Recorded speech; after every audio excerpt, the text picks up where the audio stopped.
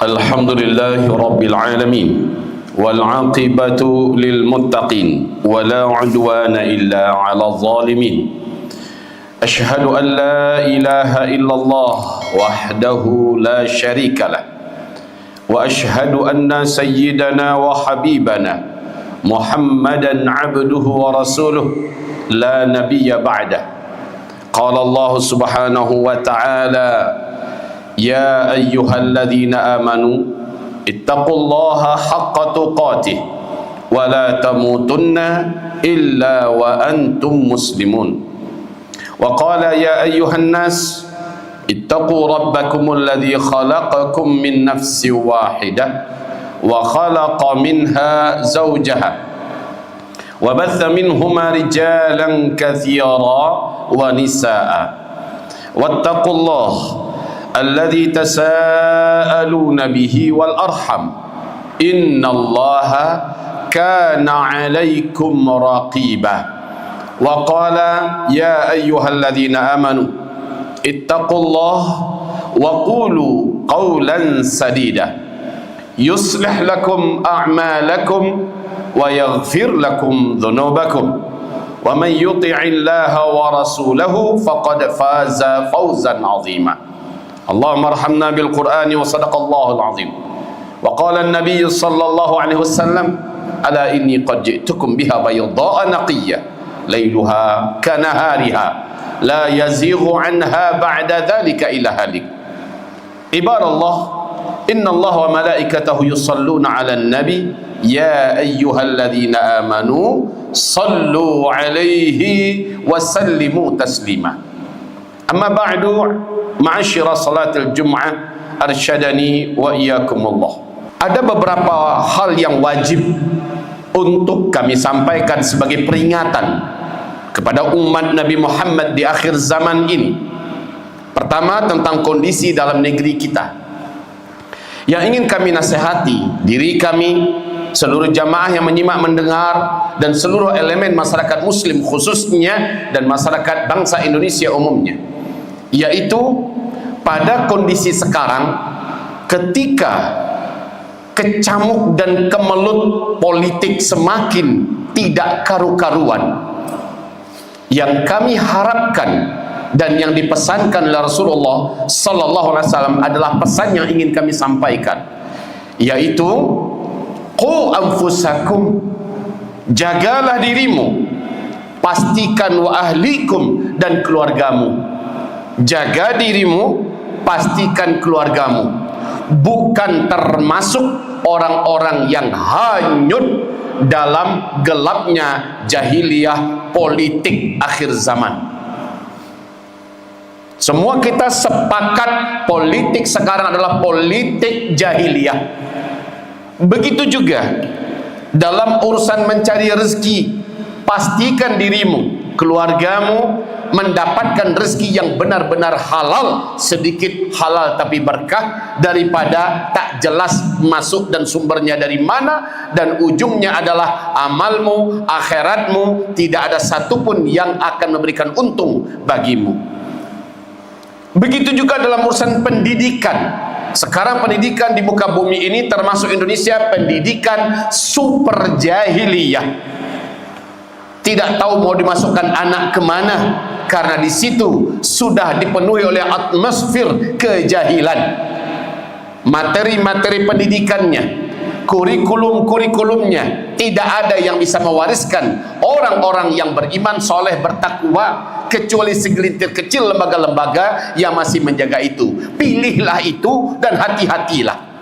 Karena zaman ke depan, maaf, bukan lagi zaman yang akan ditanya apa gelarmu, bukan lagi zaman yang akan dicari apa status pendidikanmu, tetapi apa nilai kesolehan dan baiknya moralmu, apa nilai kompetensi dan kemampuanmu. Ini yang dilihat ke depan, bukan lagi gelar.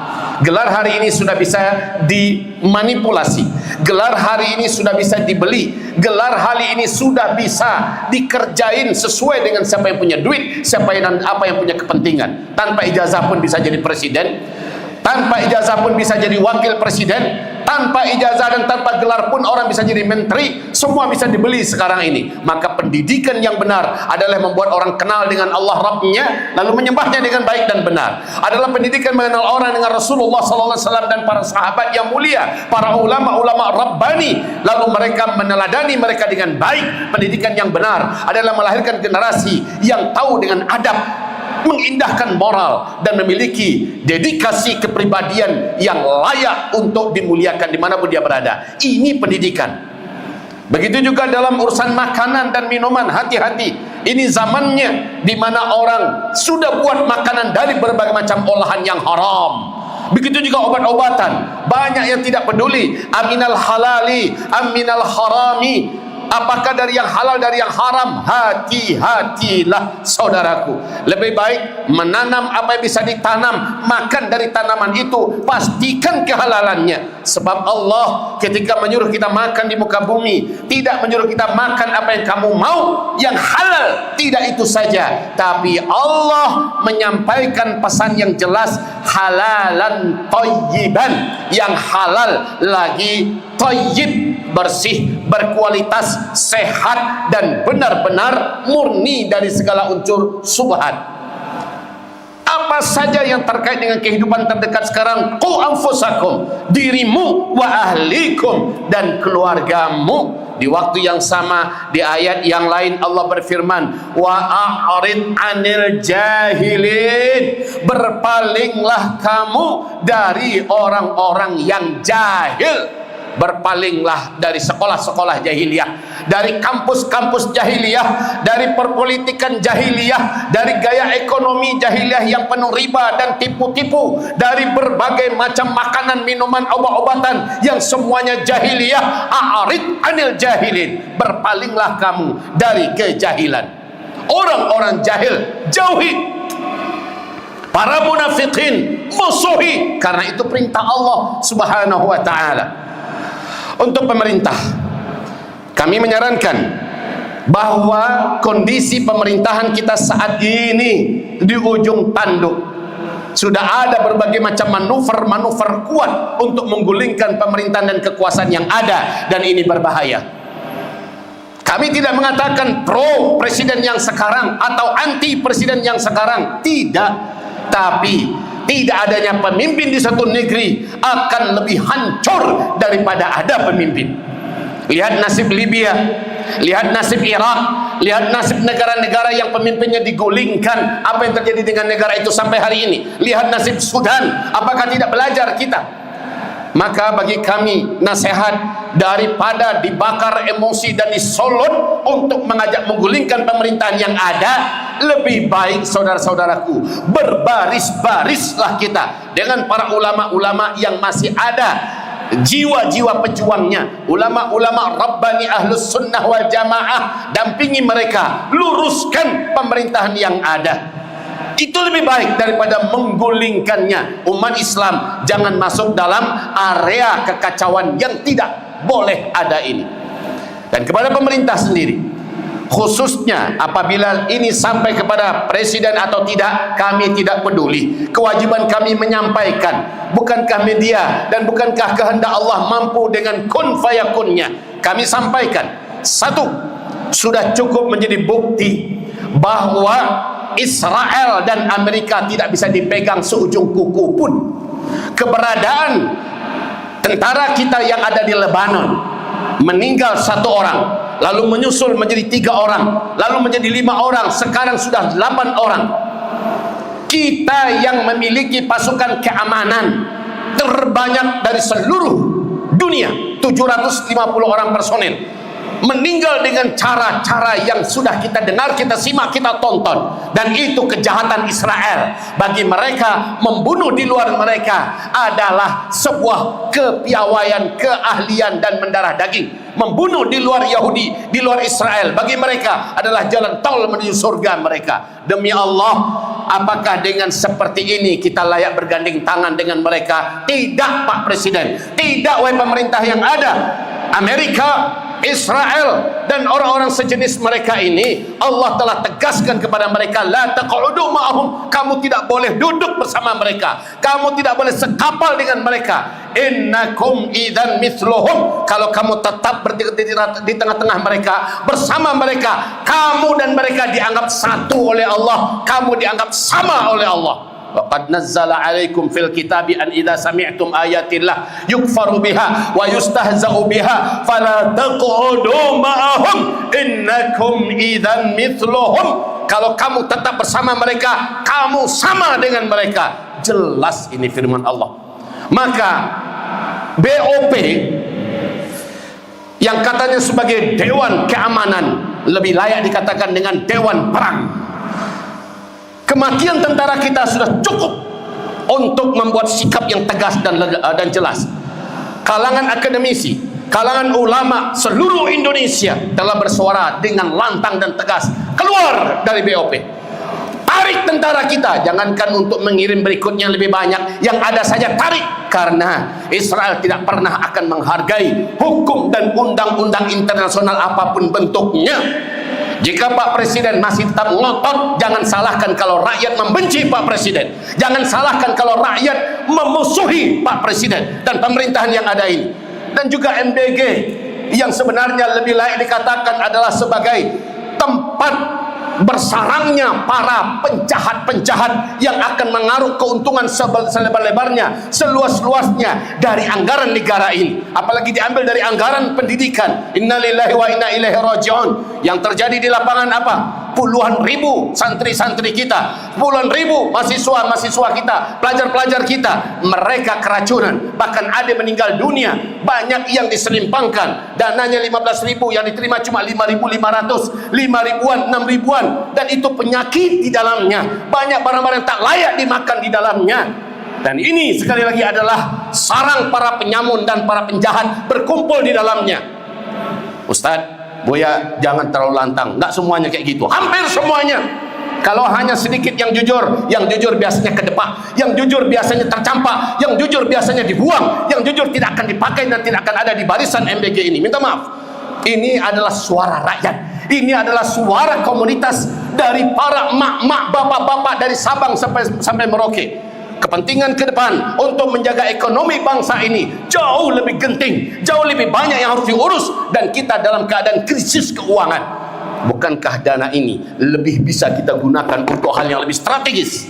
Baik saudaraku, untuk urusan luar negeri, kami menyampaikan hal yang sangat penting bagi kita semuanya, bahwa perang antara Iran, perang melawan Iran melawan Israel Amerika, ini pengejawantahan dari doa-doa kaum muslimin sedunia, termasuk kita di Indonesia. Allahumma ja'al ba'sahum fima bainahum, ya Allah, benturkanlah kekuatan mereka, engkau adu sesama mereka. Ini yang harus kami ingatkan saudaraku. Amerika musuh Islam, jelas teroris mereka. Israel musuh umat dan kemanusiaan dan musuh Islam, musuh Allah, jelas teroris mereka. Iran juga mereka bukanlah orang yang baik. Secara penampilan mereka kelihatannya baik muslim, tapi mereka punya sejarah berdarah-darah membantai umat Islam Ahlus Sunnah wal Jamaah. Allah benturkan mereka, Allah lemahkan mereka dengan sesama mereka. Alhamdulillah, walaupun kalau ditanya mau berpihak kemana kita Ustaz? Iran. Kita senang Iran membuat hal yang membuat hancur kehidupan dan ekonomi Amerika. Senang kita. Kita senang melihat Israel babak belur oleh Iran. Alhamdulillah, senang kita. Tapi bukan berarti kami senang Iran dibombardir, Iran diserang. Kami tidak menyukai bentuk kezaliman dan kejahatan seperti ini. Tapi kalau kita tanyakan, apakah wala kita berikan kepada Iran? Tidak. Namun kepada siapa berpihak? Ya, kepada Iran. Saudara dan sahabat tercinta, dalam hal kita menghadapi Amerika Israel, dengan siapapun kita bergandengan tangan, dengan siapapun kita akan siap berpelukan, dengan siapapun kita siap berteman, bersahabat. Tapi dalam hal yang sifatnya lebih dalam, dalam hal keimanan, dalam hal akidah, dalam hal tauhid, dalam hal usuluddin, urusan pokok dalam agama, dalam urusan dakwah dan prinsip Islam, kita berbeda jurang dengan mereka. Kita di satu lembah, mereka di lembah yang lain. Kita tetap menyatakan kami senang Amerika dihancurin oleh Iran, dan Iran insya Allah sebentar lagi Allah menangkan. Kita berkata alhamdulillah. Kita senang mengatakan Israel merasakan apa yang mereka lakukan terhadap saudara kita di Gaza, Palestina, dan tepi barat Palestina, di mana mereka dibombardir. Mereka merasakan bagaimana lari ke sana kemari, bagaimana mereka membawa bayi-bayinya, bagaimana mereka lari meninggalkan rumah-rumahnya. Kita senang mereka menuai apa yang telah mereka tanam selama ini di Palestina. Kita senang, alhamdulillah. Tapi di waktu yang sama kita tidak senang kalau ketika Iran dihancurkan, Iran dibom, Iran diserang. Dan ini cukup membuat kita berdiri di pihak yang adil, ya. La yajrimannakum syana'anu qaumin ala alla ta'dilu. Kalau kamu benci kepada suatu kaum, jangan kebencianmu menjadikan kamu tidak bersikap dan memberikan penilaian yang adil. I'dilu wa aqsitu, innallaha yuhibbul muqsitin. Bersikap adillah kamu, dan iqsitu wa aqsitu, dan berlakulah kamu dengan sifat yang lebih objektif. Innallaha yuhibbul muqsitin. Begitu. Tapi jangan silau wahai umat, bahwa nanti kedatangan Imam Mahdi, seluruh pemimpin-pemimpin Arab dan Timur Tengah, seluruh pemimpin-pemimpin Teluk yang ada disikat dan dibersihkan serapi-rapinya, sebersih-bersihnya oleh Imam Mahdi, diganti dengan ahli-ahli iman, diganti dengan ahli-ahli tauhid. Ini menunjukkan apa? Para penguasa dan pemimpin di Timur Tengah pada hari ini, penguasa-penguasa pemimpin yang ada di kawasan Teluk hari ini, mereka adalah orang-orang yang berkhianat kepada Islam. Mereka adalah para banci-banci yang bersorban. Mereka adalah banci-banci yang telah menelantarkan saudaranya dan malah berpihak ada di barisan Israel, ada bersama dengan Amerika. Wajar dan pantas kalau Imam Mahdi membersihkan mereka semua. Begitu juga setelah selesai Jazirah Arab dikuasai dan dibersihkan, lalu dipimpin oleh orang-orang ahli tauhid dan beriman, Imam Mahdi akan merambah ke kawasan timur, Persia, Iran hari ini, saudaraku.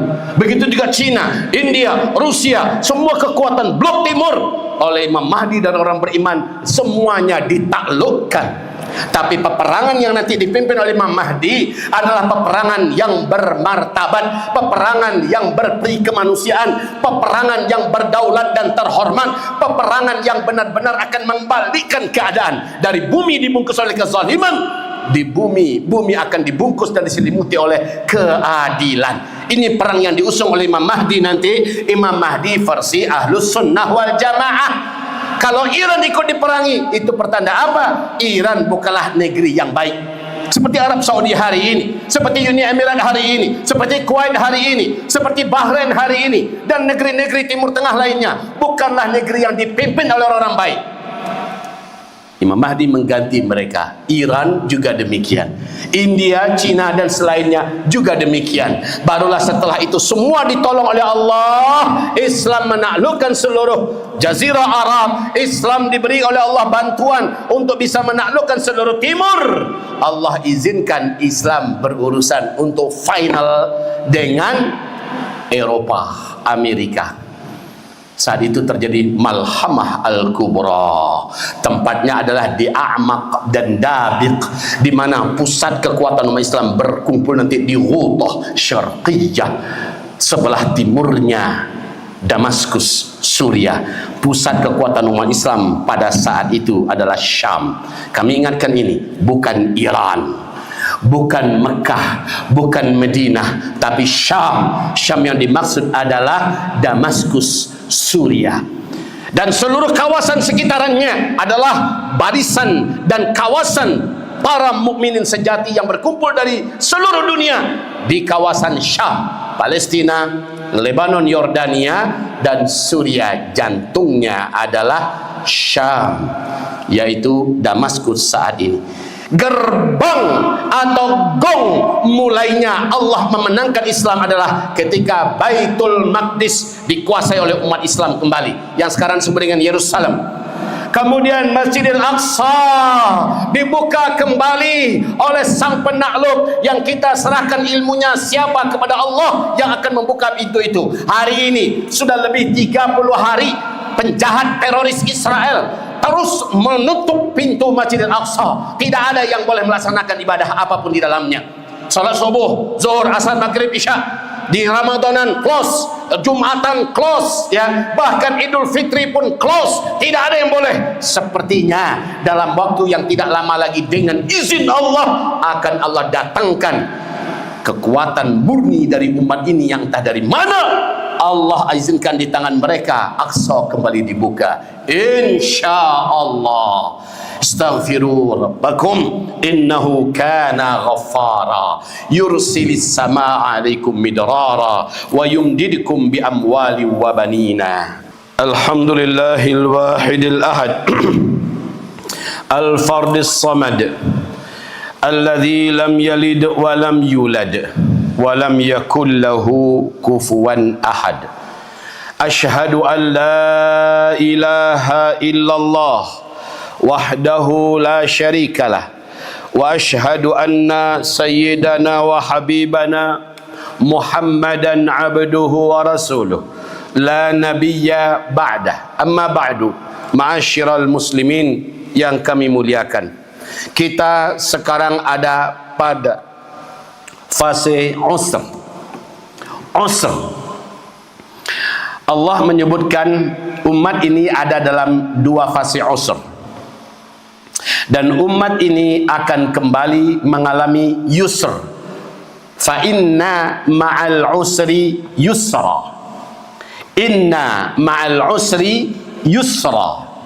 Dua kali usr, dua kali fase kegelapan, lalu dua kali pula fase yusr.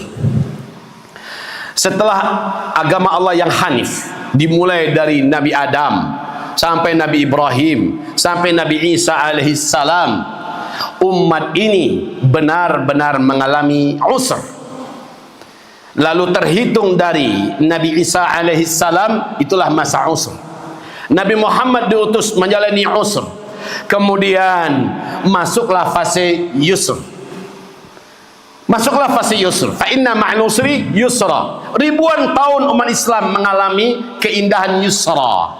Islam ribuan tahun memimpin dunia. Ini yusra yang pertama setelah usra. Lalu runtuhlah khilafah Islamiyah Al-Uthmaniyah di Turki. Tanggal 4 bulan Maret, tanggal 3 bulan Maret 1924. Mulai itu sampai hari ini kita ada dalam usr yang kedua, di kegelapan yang kedua. Dan ini berat.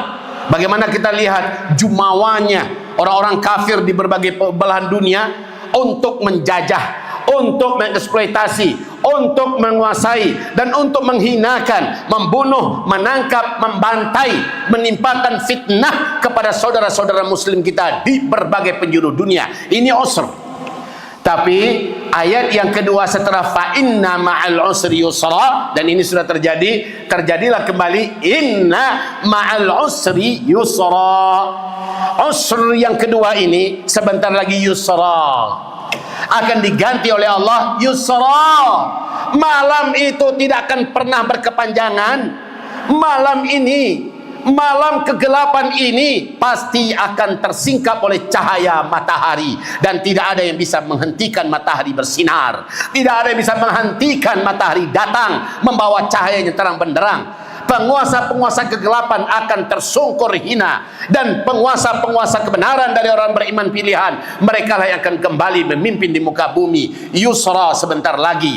Gongnya adalah Baitul Maqdis terbebaskan dengan izin Allah. Masjidil Aqsa dibuka dan kaum muslimin mukminin seluruh dunia bebas solat di dalamnya. Mulai gong itu berbunyi, mulai hayya 'alal khilafah menggema dan menggaung di sana. Kata Rasulullah, kekuatan umat mulai bersatu dan terhimpun di negeri Syam.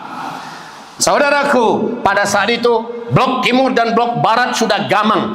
Mereka tidak akan bisa menang dalam pertarungan mereka yang besar, yaitu perang dunia ketiga, sampai barat menggandeng kekuatan umat yang sudah terhimpun di Syam untuk bersama-sama mengalahkan timur. Allah izinkan orang-orang beriman bersama dengan kekuatan yang telah padu di negeri Syam, yang bersatu dan berkolaborasi dengan Romawi Amerika, Eropa untuk mengalahkan Blok Timur. Kalahlah Blok Timur. Setelah itu salib berkata kemenangan ini kemenangan salib, dan terjadilah perang Malhamah Al-Kubra atau perang terakhir di muka bumi menjelang Dajjal keluar. Dan itu terjadi nanti di A'maq dan Dabiq, dan kekuatan umat berkumpul di Ghutah Syarqiyah Biladus Syam.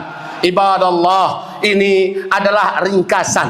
Kalau ada orang mengatakan makin gak jelas ke depan, kalau kami berkata makin jelas, makin gak karu-karuan, betul, tetapi makin jelas. Jelas apaan? Jelas fa inna ma'al usri yusra, yang telah berlalu, ke depannya inna ma'al usri, yang sekarang ini yusra. Jelas banget. Sebentar lagi insyaallah taala, sebentar lagi dengan izin Allah. Apa yang harus kita lakukan?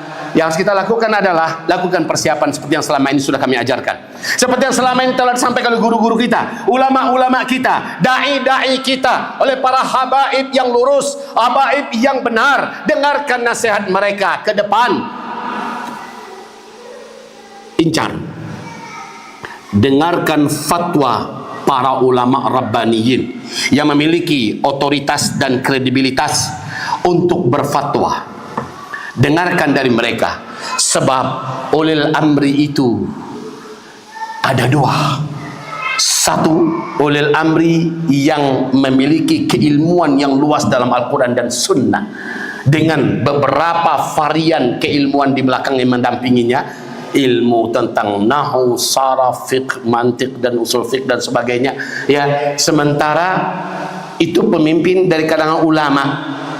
Faulul amri humul ulama alladzina, yaitu orang-orang yang indahum ulumun fil kitabi was sunnah wal mutamassikuna bihima. Mereka adalah para ulama, itulah ulil amri yang sebenarnya. Lalu setelah itu ulil amri ulul quwwati was sultah, orang yang punya kekuatan, orang yang punya militer, orang yang punya pemerintahan. Al mutamassikuna bi kitabillah was sunnati rasulillah, ini ulil amri.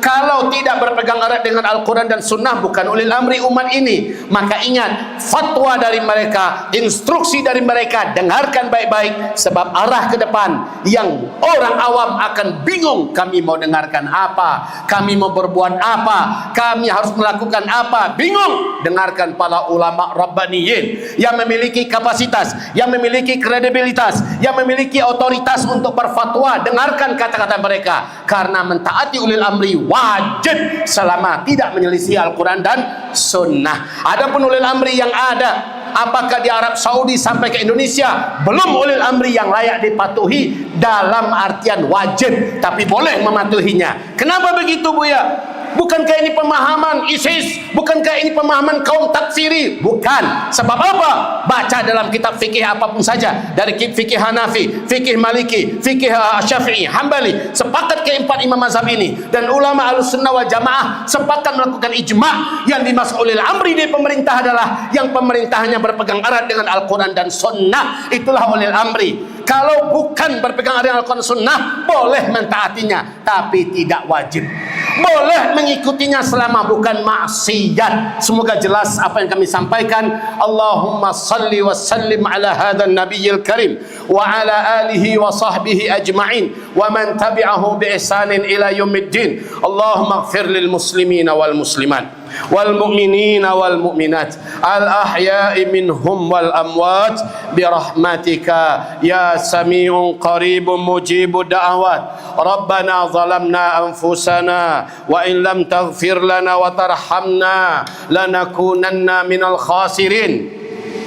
Rabbana la tuzigh qulubana ba'da idh hadaitana wa hab lana min ladunka rahmatan innaka antal wahhab. Rabbana faghfir lana dhunubana wa kaffir 'anna sayyi'atina wa tawaffana ma'al abrar wa tawaffa'na masyuhada'i was salihin. Allahumma amin amin amin. Rabbana atina fid dunya hasanah wa fil akhirati hasanah wa qina adzaban nar. Subhana rabbika rabbil izzati amma yasifun wa salamun alal mursalin walhamdulillahi rabbil alamin wa aqimus salah.